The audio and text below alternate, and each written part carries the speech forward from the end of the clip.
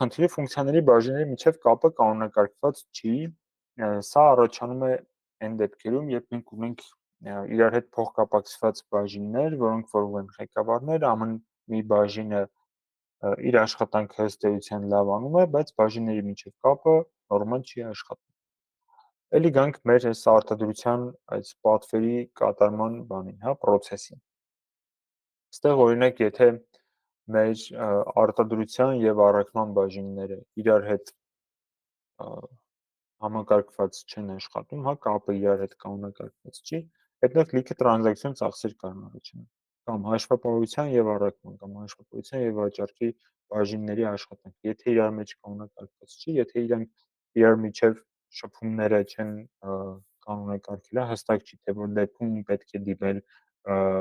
ում դիմելու որ խնդրի դեպքում ինչպես պիտի այդ խնդիրը լուծվի, հա, եթե sense բաները կանոնակարգված չի, այստեղ էլի լիքը տրանզակցիոն ծախսեր են առաջանում։ Մենք խոսեցինք նրա մասին, որ պիտի process-ը կանոնակարգված լինի, դա ամենապատասխանատու process-ից բացառությունները հստակ մշակված լինեն, բայց չմոռանանք նրա մասին, որ այս process-ներում, այս նույն մեր պատվեր, արտադրություն, առաքում process-ում շատ են լինում դեպքեր, երբ մենք չենք կարող կանոնակարգել հստակ process, որովհետև իրականում process-ը ստանդարտ չի, իրականում մենք ունենք բազմաթիվ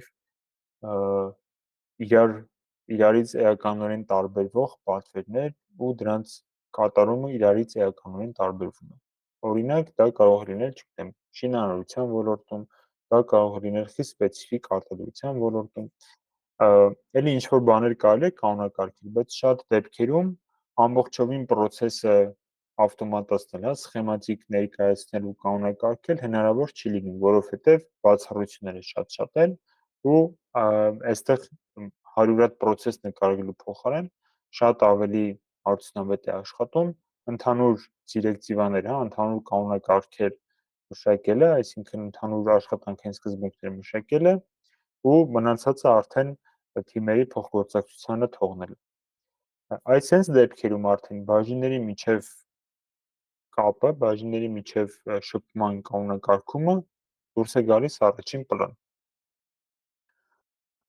Ու երբ որ այդ կապը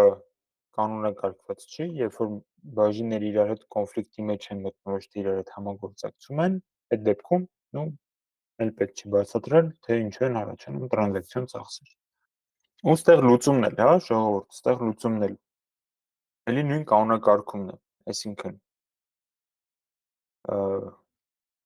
եթե մենք տեսնում ենք, որ մենք չենք կարող process գծել ու process-ով աշխատել, մենք պիտի կանոնակարգենք ընդհանուր բաժինների ու բաժինների միջև փոխգործակցության ընդհանուր սկզբունքները։